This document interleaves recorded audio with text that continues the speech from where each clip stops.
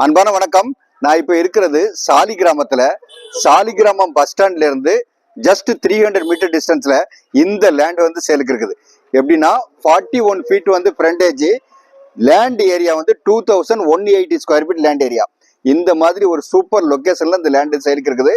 இங்கே இருந்து ஆர்காட் ரோடு வந்து அரௌண்ட் 1.25 கிலோமீட்டர் தான் டிஸ்டன்ஸ்.